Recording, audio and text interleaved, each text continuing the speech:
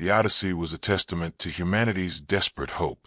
A generation ship, it had been conceived in the twilight of Earth's slow, agonizing decline. Resource wars had scorched the continents, climate collapse had drowned coastal cities, and a creeping apathy, born of centuries of decline, had threatened to extinguish the last flicker of human ambition. But then, the discovery of Kepler 186f, a distant exoplanet in the habitable zone of a red dwarf star, had ignited a final, furious burst of innovation.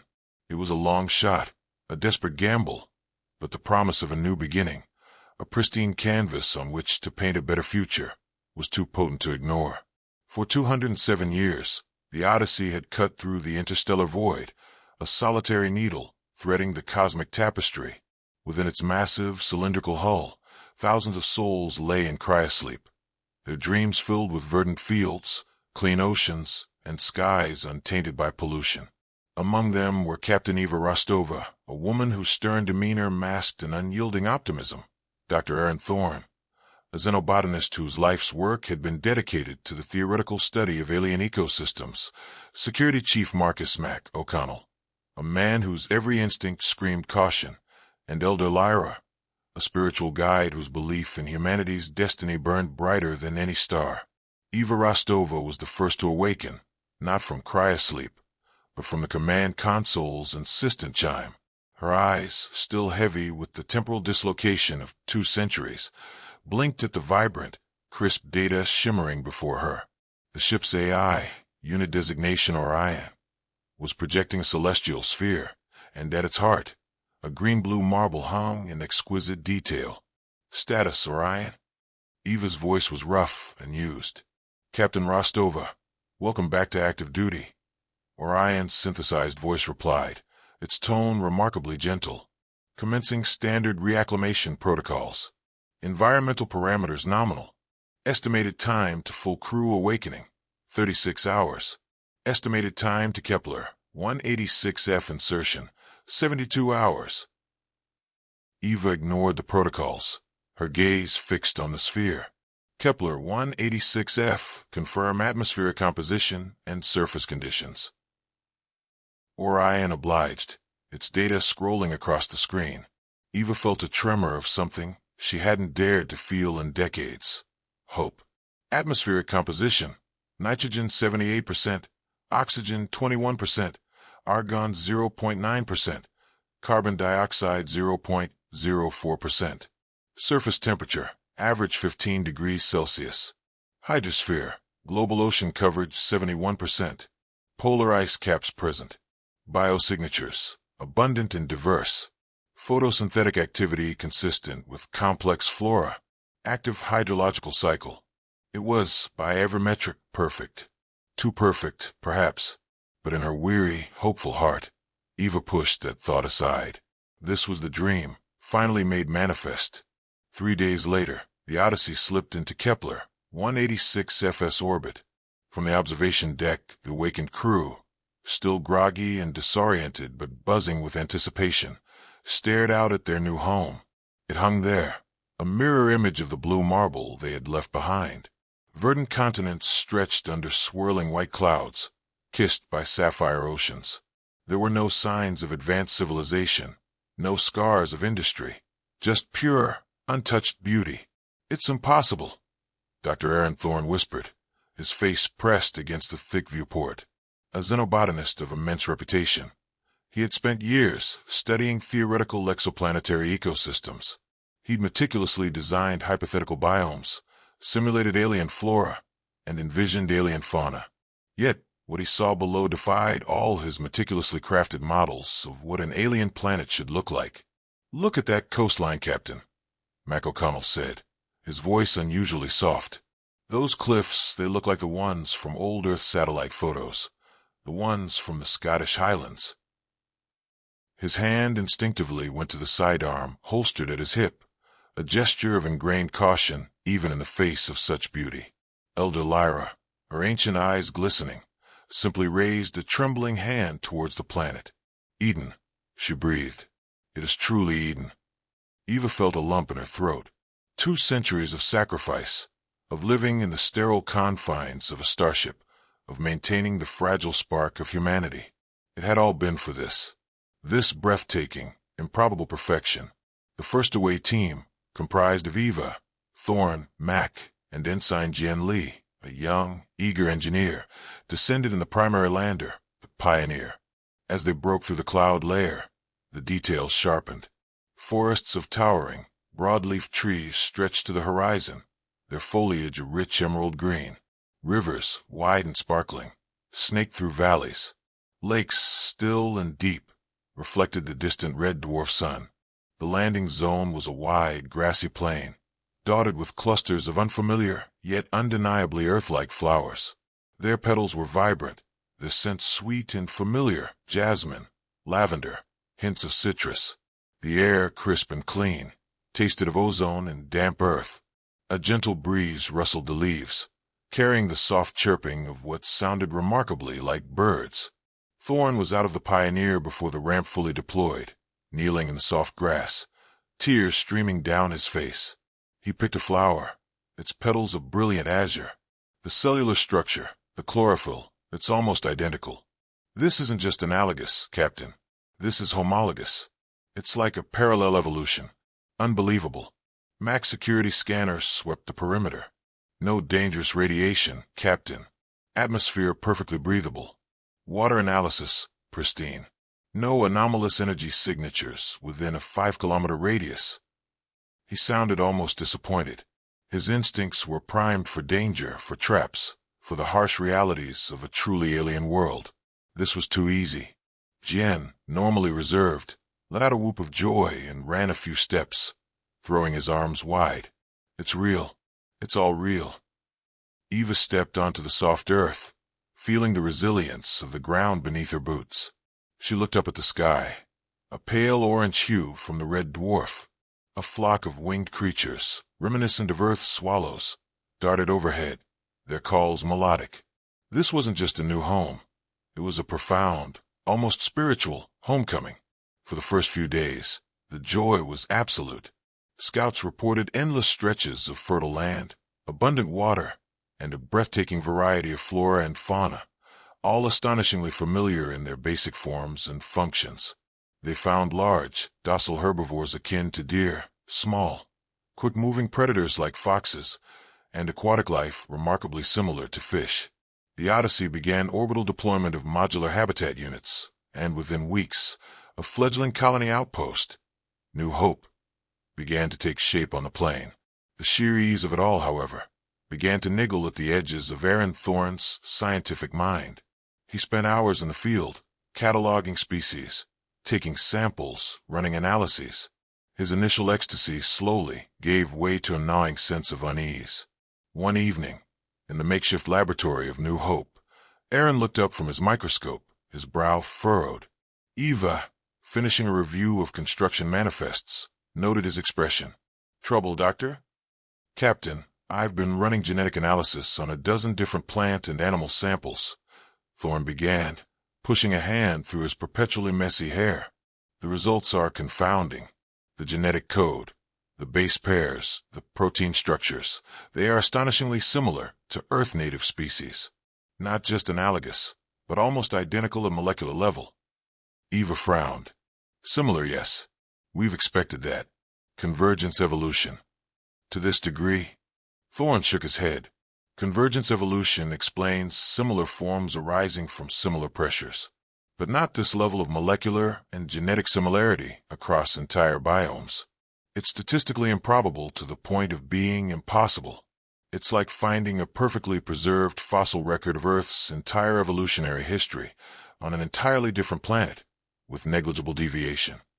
Mac, cleaning his plasma rifle in the corner, scoffed. "So it's a miracle, Egghead. Just enjoy it." "Miracles don't exist in xenobotany, Chief," Thorne retorted, a touch of exasperation in his voice. "There's no adaptive pressure here that would lead to the development of a species of ground-dwelling arthropods that are morphologically and genetically indistinguishable from Earth's common beetle, down to the same number of larval stages and chemical secretions. It doesn't follow natural order." Eva stared at the samples on his console. "Are you suggesting what, Doctor? That it's artificial?" I'm suggesting, Thorne said slowly, running a hand over a holographic projection of a DNA helix, that either we've stumbled upon a cosmic anomaly that defies all known laws of probability, or something else is at play here, something that has meticulously crafted this planet to be an exact replica of Earth. The word hung in the air. Crafted. It wasn't just a new beginning, it was a mirror, and the question began to echo in the minds of the Odyssey crew. Why? The initial euphoria of new hope quickly began to curdle into a pervasive unease. Dr. Thorne's scientific skepticism, initially dismissed as academic nitpicking, gained traction with each passing anomaly. It wasn't just the genetic homology, it was the precision of the replication. "Captain, the atmospheric cycles," Ensign Jien reported one morning, his voice tinged with perplexity. "They are unnervingly regular, predictable to the exact millisecond. No unexpected gusts, no sudden thermal inversions, no long-term fluctuations. It's like a finely tuned machine, not a natural weather system." Mac security teams, venturing further afield, brought back unsettling reports. A group exploring a mountain range discovered a waterfall that produced a perfect, perpetual rainbow at precisely the same time each solar cycle, regardless of cloud cover. Another team found a small, seemingly natural cave system whose passages converged into a perfect spiral, a geometric anomaly too flawless to be coincidental. The fauna, too, began to exhibit peculiar traits. The docile, deer-like creatures would spontaneously gather in perfect symmetrical formations before grazing. The swallows would fly in intricate, choreographed patterns over the colony at dusk. There were no invasive species, no ecological imbalances, no diseases, no natural blights that would hint at a raw, untamed ecosystem. Every niche was filled. Every interaction seemed preordained. "It's like a garden," Thorne mused during a meeting in Eva's office. "A perfectly manicured garden where every single blade of grass is precisely where it should be, and every flower blooms at the exact moment it's expected." "A garden implies a gardener," Matt grunted, leaning forward, his gaze hard. "And gardeners usually have intentions, not always good ones." Elder Lyra, however, saw it differently, perhaps as a gift, a blessing from the divine, a testament to a higher power's care for humanity, providing us with a second chance, tailored perfectly to our needs. Her followers, the believers, grew in number, seeing every perfect sunrise, every abundant harvest, as proof of a benevolent cosmic hand. The skeptics, led by Mac, argued for extreme caution. They proposed fortifying the colony, restricting exploration, and preparing contingency plans for immediate evacuation. "This perfection is a lure," Mac insisted. "No planet is this perfect. It's too inviting. It's designed to make us complacent, to drop our guard. Then the real trap springs." Eva Rostova found herself caught in the escalating philosophical crisis. Her scientific mind leaned towards Thorne's caution, but her heart longed for Lyra's hope. Her duty, however, demanded pragmatic decision-making. "We need more data," Eva declared, pounding her fist lightly on the table. "Dr. Thorne, I want a full geo-survey, deep scans. Jien, I want every energy signature, every atmospheric reading logged and cross-referenced with astronomical data. Mac, keep your teams on high alert, but don't restrict essential exploration. We need to understand this place." The deeper scans, however, only deepened the mystery. Below the surface, the geological formations mirrored Earth's tectonic plates with uncanny accuracy, despite different planetary origins. And within the planet's core, Jen's instruments detected a faint, consistent, incredibly complex energy signature that pulsed with a rhythm that defied any known astrophysical phenomenon. "It's not natural, Captain," Jen stated, his face pale as he showed Eva the readouts. "This signature, it's too structured, too deliberate. It's like a heartbeat, but one that is actively generating and sustaining the planet's perfect conditions. It's almost as if the planet itself is a giant machine." The word machine resonated with Mac's fears. A machine designed to replicate Eden. He spat. "For what purpose? To lure us in? To study us? To consume us?" Then, the psychological anomalies began. Minor at first. Colonists reported unusually vivid dreams, shared nightmares, or inexplicable bouts of intense nostalgia for Earth, often for places or memories they had never experienced. Some spoke of hearing faint whispers on the wind, just beyond the edge of audibility, or seeing fleeting figures in their peripheral vision, which vanished upon closer inspection. A construction team, clearing a patch of forest for a new habitat dome, encountered a phenomenon that tipped the scales. The trees, ancient and immense, seemed to resist their saws with an unnatural resilience, and as they tried to fell one particularly gnarled specimen, its leaves, a deep emerald, began to ripple with colors that reflected the emotions of the workers, agitated reds, frustrated grays. When one worker cursed loudly, a branch, impossibly, snapped and lashed out, striking him with pinpoint accuracy. It reacted. The injured worker, a burly man named Kovac, stammered to Mac, his arm bruised. The tree had felt our anger. It hit me. Mac showed the report to Eva. The trees are sentient, Captain, or connected to something that is. This isn't just a garden. It's a living, breathing entity that responds. The division among the colonists hardened. Elder Lyra preached that the planet was a sensitive, living being, a testament to God's presence, and that the colonists must learn to live in harmony with it, respecting its sentience. Any perceived reaction was merely the planet defending itself from human aggression. Her followers began holding ceremonies, offering prayers and empathic connections to the local flora.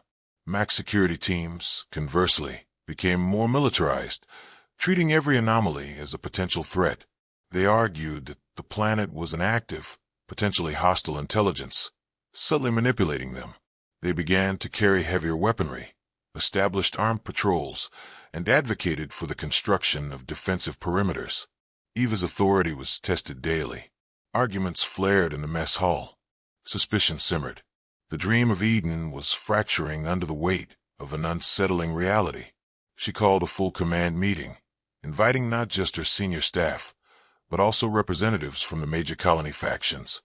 "We are at a crossroads," Eva began, her voice calm but firm. "This planet, Kepler 186F, is not what it seems. Dr. Thorne, give us your latest synthesis."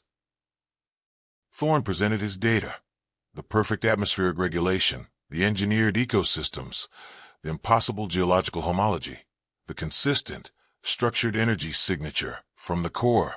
All evidence points to an artificial construct, Captain.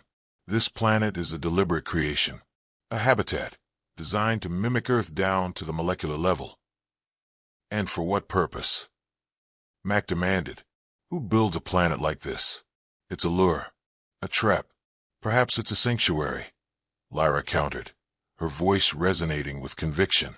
A perfect environment created by a benevolent intelligence, awaiting a species in need. Or a test, Eva mused, her gaze sweeping across the faces of her crew. The idea had been nagging at her for cycles. A trial. What if this planet is designed to observe us, to see how we react to perfection, to see if we succumb to complacency, or if our resilience allows us to perceive the truth and adapt? The implications were profound. If it was a trap, then fighting it might be suicide. If it was a gift, then resisting it might be sacrilege. If it was a test, then every choice, every reaction, every internal division was being observed, judged. A chilling thought struck Eva. If this planet was designed to mirror Earth, down to its imperfections, what would happen if humanity truly failed the test? Would it mirror Earth's decline, its self-destruction, its ultimate demise? The dream of Eden could very well become a nightmare. The subtle anomalies escalated, becoming overt challenges. The whispers on the wind solidified into coherent, yet enigmatic messages. Colonists began experiencing shared, lucid dreams where they wandered through familiar Earth landscapes, only to be confronted by grotesque, shifting figures that embodied their deepest fears or regrets. The atmosphere of perfection began to crack, revealing a profound and unsettling intelligence at work. A crucial nutrient paste, derived from local flora and essential for the colony's protein intake, suddenly became toxic. Analysis showed a rapid, targeted molecular alteration, rendering it unusable. It wasn't a natural blight. It was a deliberate change. It's cutting off our food supply, Mac growled, slamming his fist on a console in the command center. This thing is trying to starve us out. I say we activate the atmospheric processors, terraform the damn place into something we understand, and blast our way out if we have to. And destroy the very environment that sustains us. Lyra retorted, her voice rising in outrage. This is not an enemy, Chief. It's a sentient being, reacting to our aggression. Perhaps the nutrient pace changed because we were over-harvesting or not showing proper respect. The debate raged, fueled by fear and desperation.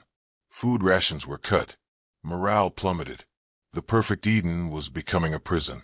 Eva, relying heavily on Thorne's scientific insights and Jien's persistent tracking of the core energy signature, tried to find a pattern in the planetary attacks. It wasn't random. It was targeted, specific. Each challenge seemed designed to expose a human flaw: greed over harvesting, fear, the psychological assaults, complacency, the initial perfection. It's pushing us, Captain, Thorne theorized, his eyes bloodshot from sleepless nights of research, testing our adaptability, our unity, our capacity for ingenuity when faced with hardship. If the original Earth failed because of its internal divisions and inability to adapt, then perhaps this planet is designed to see if we've learned from our mistakes. The shared dreams became the most potent weapon. Colonists would wake screaming, convinced they had relived the final moments of Earth, seen their loved ones vanish in floods or fire, or endured the horrors of the resource wars. Paranoia spread. Trust eroded. Friends turned on friends, accusing them of being agents of the planet or traitors to the dream. One chilling incident cemented Eva's conviction that this was a test. A team of engineers, attempting to access a geothermal vent for power, found the path blocked by an impenetrable, invisible wall of force. Their tools, their drills, their most powerful lasers, simply bounced off it. Yet when a different team, composed of Lyra's believers, approached the same location with offerings of local flora and a communion ritual, the wall simply dissipated. It responds to intent, Captain, Lyra reported, her eyes wide with triumph. Not force. The planet demands a different way of interaction. Or it's analyzing our approach, Mac countered, determining which method of interaction is most exploitable. It's playing mind games. The crisis reached its peak when a crucial water purification system, located near a beautiful, seemingly idyllic lake, broke down. Scans showed a complex, organic obstruction in the pipes, a growth that defied all biological classification. Without clean water, the colony would last weeks, maybe less. We need to send a team to clear the obstruction, Eva ordered, her voice grim. It's too dangerous, Mac argued. The lake is where the deepest psychological assaults come from. The dreams, they're worse there. And who knows what kind of flora is in those pipes now. We have no choice, Eva stated. Jien, prepare a team. Mac, you'll lead security. Thorne, you'll be on analysis. And Lyra, your insights may be necessary. The team journeyed to the lake under a sky that seemed to watch them with silent intensity. The air shimmered with unseen energies, and the familiar, sweet scents of the flowers were now subtly tinged with an underlying, metallic tang. As they approached the purification station, the lake's surface rippled unnaturally. Whispers, clearer now, seemed to emanate from the very water itself, twisting into the names of their lost loved ones, tempting them with illusions of perfect, bygone days. Mac's security team fought against the psychological onslaught, their faces contorted with inner struggle. Jien, struggling to access the purification system, found his tools becoming erratic, their circuits shorting as if influenced by an unseen electromagnetic pulse. Then a massive, serpentine creature, strikingly similar to an Earth plesiosaur, rose from the lake's depths. Its eyes, impossibly large, seemed to pierce their very souls, reflecting their deepest fears. It wasn't aggressive, not directly, but its presence was overwhelming, paralyzing. It was a projection, a manifestation of the planet's raw power, designed to intimidate. It's a test. Lyra suddenly cried out, stepping forward, her hands outstretched towards the creature. It's asking us to choose, to surrender to our fear, or to find another way. Mac raised his plasma rifle, his finger hovering over the trigger. It's a threat, Elder. Stand back. Eva looked from the terrifying creature to Lyra's unwavering gaze, then to the malfunctioning purification system, and finally to her terrified, divided crew. This was the true test, not just of their ingenuity, but of their humanity. Were they capable of transcending their ingrained fears and prejudices? Could they find a solution that wasn't about fighting or submitting, but about understanding and adapting? The fate of New Hope, and perhaps the future of humanity, hung in the balance. The plesiosaur-like creature loomed, its massive head swaying, its eyes reflecting the terror in Mac's security team, the analytical intensity in Thorne's gaze, and the profound serenity in Lyra's. The whispers from the lake intensified, weaving a tapestry of psychological torment, targeting each individual's deepest vulnerabilities. For Eva, it was the image of Earth's burning cities, the faces of those she couldn't save. Hold your fire, Mac. Eva commanded, her voice cutting through the psychological static. Her own hands trembled, but she forced herself to focus. This wasn't a physical battle. It was a negotiation. Captain, it's a direct threat. Mac protested, his rifle still aimed. It hasn't attacked, Eva pointed out, her eyes fixed on the creature. It's observing. It's presenting a challenge, not a direct assault. Lyra, what do you feel? Lyra, still with her hands outstretched, closed her eyes, swaying slightly. It feels ancient. Not malevolent, not truly. It's assessing.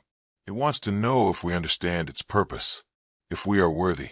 Thorne, meanwhile, had managed to get a reading from the plesiosaur mimic. Captain, the creature is not biological. It's a localized energy construct, complex projection.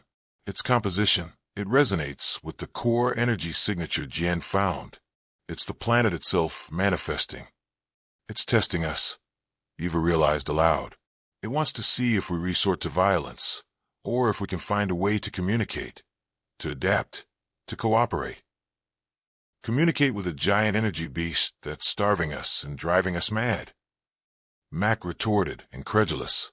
Yes, Mac, Eva said, a grim determination setting in. That is precisely the test.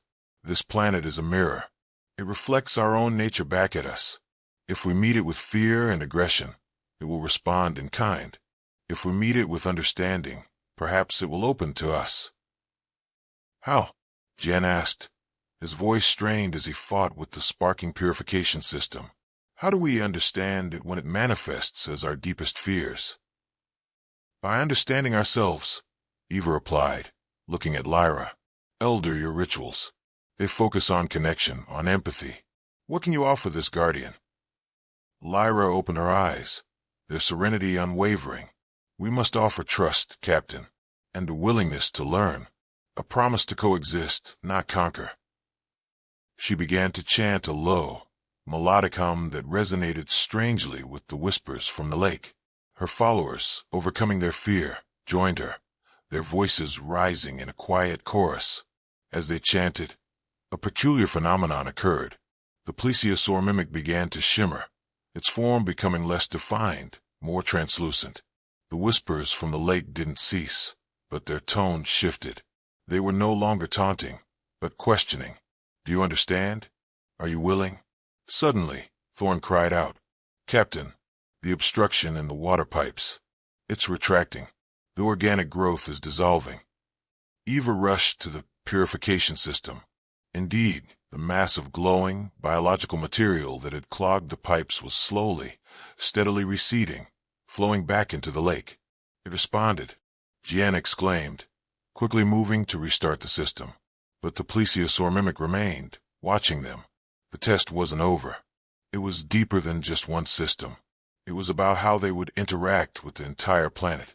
We need a new energy source, Captain, Jen stated, the purification system now humming back to life. That geothermal vent we tried to access earlier.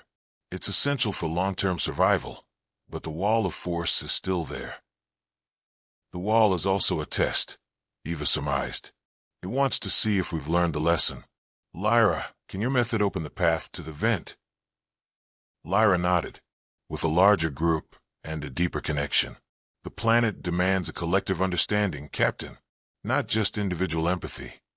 The next few cycles were dedicated to a profound shift in the colony's approach. Under Eva's leadership, Thorne devised protocols for non-invasive ecological study, emphasizing observation and understanding over direct manipulation. Max security teams were retrained, focusing on defensive postures and psychological resilience rather than offensive measures. Lyra's believers formed groups dedicated to planetary communion, seeking to understand the planet's intent through shared meditative practices and intuitive interpretation. The process was slow, arduous, and fraught with setbacks. Some colonists, unable to shed their fear or skepticism, clung to the old ways, causing localized reactions from the planet. A sudden, localized downpour over a work site, a tree spontaneously shedding its leaves, briefly turning barren. But gradually, a new understanding began to emerge. They learned that the planet responded to collective intent. Hostility from a group would manifest as physical barriers or resource scarcity. Cooperation and a genuine desire to understand would lead to access, to abundance. The dreams, once terrifying, began to shift. Instead of fears, they became symbolic lessons, puzzles to be solved, visions of how humanity could integrate with its new home. The ultimate test came when the planet's core energy signature began to fluctuate wildly. Jen's instruments screamed warnings. The skies over New Hope began to crackle with an unnatural green lightning. The very ground trembled. It felt like the planet was convulsing, or perhaps on the verge of self-destructing.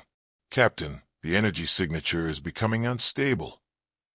Jen yelled, his hands flying over his console.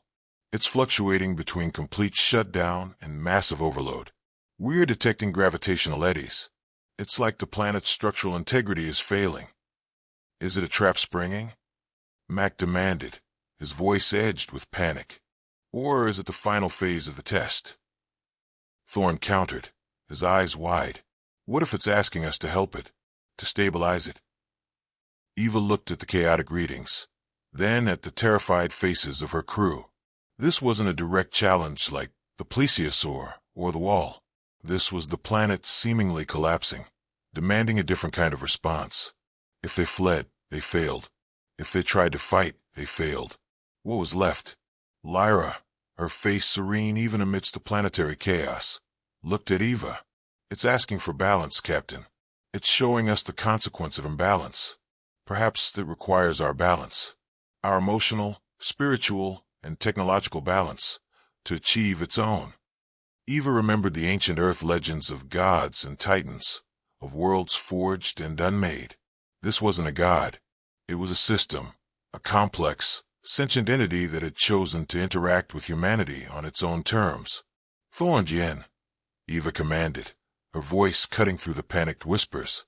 Can we interact with that core energy signature? Not to control it, but to synchronize with it? To stabilize it? Thorne, after a moment of intense thought, nodded. Theoretically, if we could create a coherent, low-frequency resonance wave, matching the planet's fluctuating core. But it would require immense computational power, and a direct, stable link to the core. We'd have to physically enter the core chamber, assuming there is one. And if it's a trap, we're walking right into it, Mac stated. If it's a trap, Mac, we're already in it, Eva said, her gaze steady. And our only way out is through understanding. Jen, what resources would you need for this resonance attempt? Jen began to list off requirements, complex calculations, and specific equipment. As he spoke, the tremors intensified. The green lightning lashed out, striking nearby structures, narrowly missing the command center. Eva made her decision. We will go to the core. This is not a battle to be won with weapons. It is a puzzle to be solved with ingenuity, and a relationship to be forged with empathy. This is humanity's final exam, and we will pass. The journey to the planet's core was unlike any they had undertaken. Guided by Jin's readings, the team, Eva, Thorn, Mac, Lyra, and Jin himself, descended in a specialized geological burrow. The deeper they went, the more the planet's true nature was revealed. The rock formations were too symmetrical, the mineral veins too perfectly aligned. It was a vast, subterranean mechanism, an immense, living clockwork. The tremors intensified with each kilometer. The air thrummed with raw energy, causing their skin to tingle and their calms to crackle with static. The whispers were no longer distant. They were loud, cacophonous, a symphony of a million thoughts, fears, and hopes, both human and something else entirely. The core chamber, Jin announced, his voice strained. Just ahead. My sensors are overloaded. It's radiating pure thought. They broke through a final layer of crystalline rock into a colossal cavern. The chamber was not natural. It was a vast, symmetrical space, carved with precision, its walls pulsating with the green light that had lashed the surface. At its center hung a colossal, shimmering orb of pure, incandescent energy. The planet's core, its living heart, fluctuating wildly, threatening to explode or implode. It pulsed with an erratic rhythm, like a dying star. And around the orb, suspended in the anti-gravity field of the chamber, were strange, ethereal structures. They were not solid, but seemed woven from light and shadow, and within their translucent forms, Eva could faintly perceive geometric patterns that resonated with the cosmic lattice Lara Vance had described in distant galactic reports. They were immense, silent watchers, manifestations of the planet's intelligence. The source, Thorn whispered, awe in his voice. This is where the perfection originates. This is the planet's consciousness, its operating system.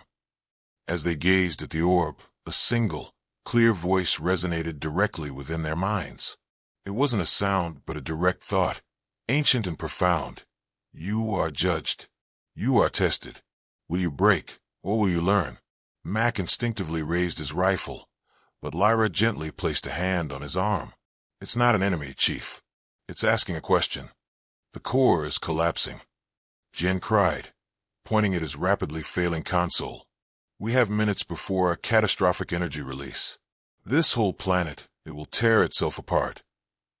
Eva stared at the pulsating orb, then at the silent, watching forms around it. This was the final test, not just of their ingenuity, but of their unity, their capacity for empathy, their ability to find balance. It needs us to stabilize it, Eva said, her voice firm. Lyra, you said it demanded balance. What kind of balance? Lyra looked at the chaotic energy, then at her companions. Emotional, technological, spiritual. The old Earth failed because its people were out of sync. Their technology outpaced their wisdom. Their greed overshadowed their empathy. This planet, it is the perfect mirror. It amplifies our disharmony. It demands our harmony to survive. So, we need to provide a counter-frequency, Thorn realized. Not just a technological one, but one attuned to human thought, a collective resonance of our best qualities. And how do we do that? Mac asked, finally lowering his rifle, his face etched with desperation. It's too big, too powerful. By being human, Mac, Eva replied. By being what this planet needs us to be. Jien, prepare the resonance emitters. Thorn, set them to the inverse of the core's current fluctuations, a soothing frequency. Lyra, gather our collective thoughts. Focus them. Guide them. Jien, working with desperate speed, began connecting the portable resonance emitters to the massive crystalline structures in the chamber, attempting to tap into the planet's own energy network. Thorn fine-tuned the frequencies, trying to find the perfect counter-vibration. But what do we think, Captain? Mac asked, his brow furrowed. What do we project? Hope, Mac, Eva said, looking him in the eye. And ingenuity, and resilience, and empathy. Every quality that brought us here, that allowed us to survive. She turned to Lyra. Elder, lead us. Not in prayer, but in collective intent. A symphony of human spirit. Lyra closed her eyes and began to hum. It was a simple, ancient tune, one of Earth's lullabies, a melody of comfort and calm. Slowly, the others joined her, not with their voices, but with their minds. They focused on their shared dream of a new beginning, on their capacity to adapt, to learn, to grow. They projected images of verdant fields, clean rivers, peaceful coexistence. They projected the quiet strength of humanity's enduring will. As they focused, the resonance emitters began to glow, responding to their collective intent. The green light from the core pulsed, but now a faint, calming blue light began to emanate from the emitters, pulsing in counter-rhythm. It was subtle at first, a whisper against a roar. Then, something remarkable happened. The ancient thought voice returned, but this time, it was clear, resonant, and almost relieved. You have learned. You have adapted. You have passed. The colossal orb in the center of the chamber began to stabilize. The green light faded, replaced by a steady, soft blue glow. The tremors ceased. The violent whispers became a gentle hum, a murmur of acceptance. The ethereal structures around the core pulsed gently, no longer watchful, but welcoming. The core was stabilized. The planet was saved. Eva felt a profound sense of exhaustion, but also an overwhelming surge of understanding. This Eden wasn't a trap to destroy them. It was a complex, self-aware system, perhaps even an ancient alien artifact designed as a cosmic crucible. It had mirrored Earth's perfection, then its challenges, forcing humanity to confront its own flaws and rediscover its strengths. It was a test of resilience, adaptability, and the capacity for collective wisdom over individual fear or aggression. And they had passed. They had not conquered the planet. They had harmonized with it. They had not just survived. They had truly begun again, cleansed of the old Earth's failures, reborn through a profound cosmic trial. The news of the core stabilization and the true nature of Kepler 186f swept through New Hope like a cleansing wind. The divisions between believers and skeptics began to heal, replaced by a shared understanding of their new home. The dreams that plagued the colonists transformed from nightmares into shared visions of collaboration, innovation, and peaceful coexistence. The planet, no longer a source of fear, became a profound teacher. New Hope flourished. The planet's reactions were no longer seen as attacks, but as guidance. If a particular resource was overused, a subtle change in its composition would occur, prompting the colonists to find sustainable alternatives, to diversify, to innovate. If internal tensions rose too high, a localized atmospheric anomaly might occur, forcing cooperation to overcome it. The planet was actively guiding their evolution, pushing them towards a more balanced, sustainable future. Dr. Aaron Thorne spearheaded the integration of planetary consciousness into their scientific models. His work led to breakthroughs in symbiotic technology, utilizing the planet's unique energy to power their systems, cultivate new food sources, and even enhance human health. Security Chief Mac O'Connell repurposed his teams from defense to exploration and resource management, guiding them with a new respect for the planet's sentience. He learned that true security came not from weapons, but from understanding.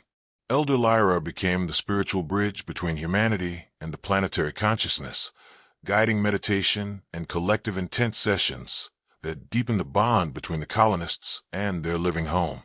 Captain Eva Rostova, now the undisputed leader of New Hope, often stood on the newly constructed orbital elevator, looking down at their verdant, thriving world. It was still Eden, but no longer a mere reflection. It was an Eden forged in hardship, tested by challenge, and earned through resilience. The echoes of Eden no longer spoke of a lost paradise, but of a profound awakening. Humanity had faced its mirror, confronted its flaws, and emerged stronger, more unified, and more worthy of the new beginning it had so desperately sought. Kepler 186f wasn't just a new home. It was a cosmic crucible, a living testament to humanity's enduring capacity to learn, to adapt, and to grow, even when faced with the most perfect and most challenging of all possible worlds. The Odyssey had brought them here, but the journey to truly become human on Eden had only just begun. What if humanity's greatest test wasn't a battle against an alien foe, but a profound confrontation with itself? In the vast emptiness of space, the Odyssey found its new home, Kepler 186f, a planet so perfect it defied belief. But this Eden was no mere paradise. It was a crucible, designed to mirror humanity's deepest flaws and force them to rediscover their true strengths. Witness the colonists' struggle, their divisions, and their ultimate triumph as they learn to harmonize with the sentient world. Discover how fear gave way to understanding, and how a fragile dream transformed into a vibrant, interconnected future. This isn't just a story of survival. It's a testament to resilience, adaptability, and the enduring power of the human spirit. If this journey into a world both familiar and alien captivated you, hit that like button. Want to explore more tales of humanity's courage and ingenuity in the cosmos? Subscribe to our channel and join the conversation. What would you do if your new home was constantly testing you? Share your thoughts in the comments below. We'd love to hear them. And don't forget to ring the notification bell so you don't miss our next adventure.